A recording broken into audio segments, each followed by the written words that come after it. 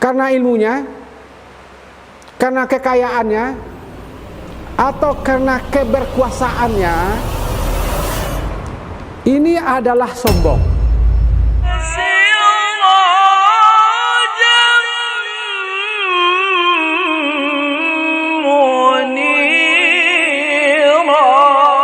Ibu jamaah yang saya hormati, rajin sholat, ya rajin dia beribadah, sedekah rajin juga dia. Tapi kenapa dia temperamental? Kenapa temperamental dia? Kenapa dia mudah emosi? Kenapa dia mudah marah? Dia tak pikirkan dengan dia emosi dan marah itu, tak dipikirkannya ada orang yang tersinggung. Ya, yang penting dia ngomong, dia sampaikan untuk dirinya sudah selesai. Kan ada pula orang ini yang bertipe, saya kalau sudah saya sampaikan baru senang hati saya. Padahal yang disampaikannya itu menyakitkan orang. Dia tak pernah mikirkan. Itu apa namanya dalam bahasa agama? Itu orang yang menang sendiri. Orang yang hebatnya sendiri. Selfish. Ya. Jadi ingin mengatakan dirinya aja yang benar. Apa yang sesungguhnya yang dimiliki orang ini? Ibu, Islam sebagai agama yang rasional. Ada orang itu dipengaruhi oleh di luar dirinya. Pertama, mungkin ilmunya. Yang kedua, mungkin hartanya. Ketiga, mungkin karena keturunannya. Yang keempat, mungkin ada sesuatu ganjalan psikologis di dalam dirinya. Itu ada 4 yang mempengaruhi orang. Ilmu, pangkat jabatan tuah nama atau gelar, kekayaan, dan ganjalan psikologis. Saya mulai dari yang terakhir. Secara fisik,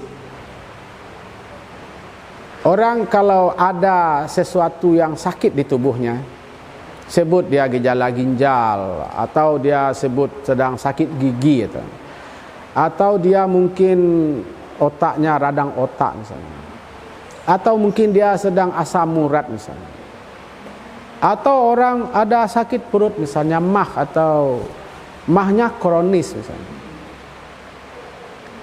Saya baca Ibu Zakiyah Derajat menjelaskan pada waktu saya masih kuliah dulu, itu ada pengaruh kepada kepribadiannya. Saya tidak tahu apa yang mempengaruhi dia tadi itu. Apakah karena dia sakit tadi sehingga dia mau menang sendiri saja? Nah, ini perlu kita teliti lagi lebih dalam. Tapi yang 3 pertama, karena ilmunya, karena kekayaannya, atau karena keberkuasaannya, ini adalah sombong. Ini adalah sombong. Sombong itu turun dalam bentuk ujub. Ujub itu artinya, Bu Yun, tercengang terhadap kehebatannya. Tercengang dia dengan ketaatannya.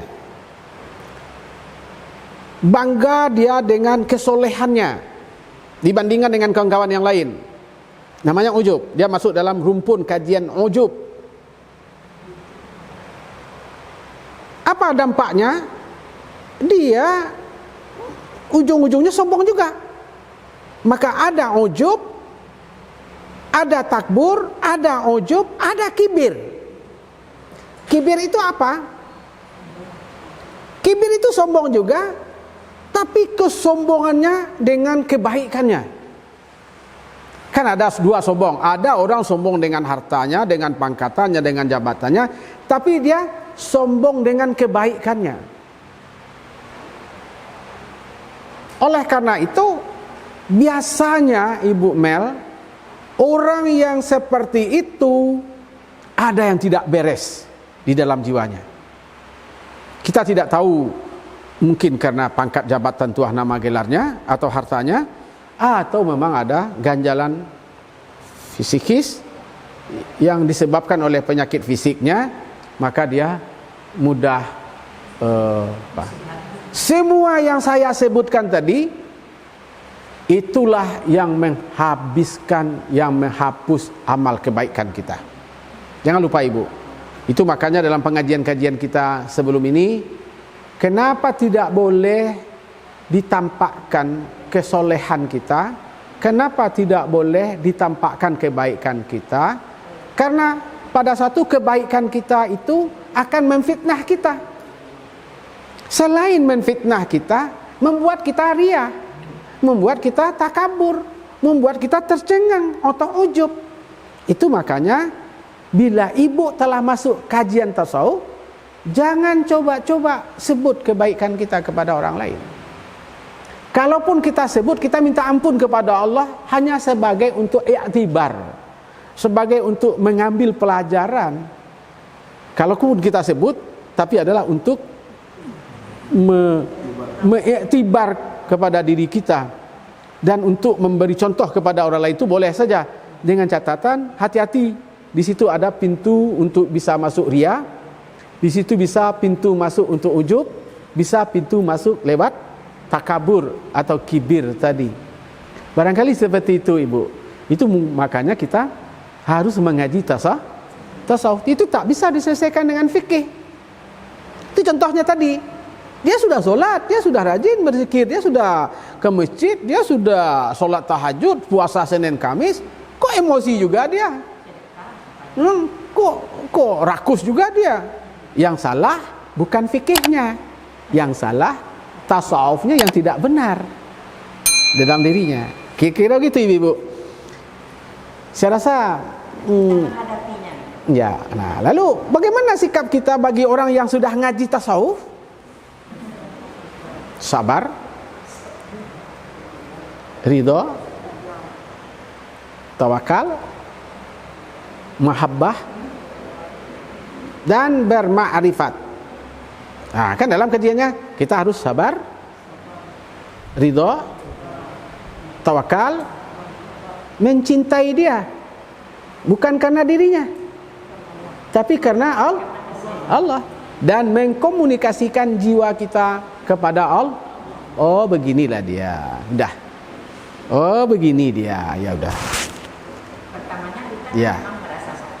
Iya, terus sakit, tapi Allah juga tengah menambah ibadah saya. Allah juga sedang, kalau dia tadi dengan ibadatnya yang banyak menambah ibadahnya, saya dengan disakiti itu untuk menambah ibadah saya. Oke, setuju Ibu ya? Nah, barangkali seperti itu dulu. Hasbunallah wa ni'mal wakil, ni'mal maula wa ni'man nasir, wa la hawla wa la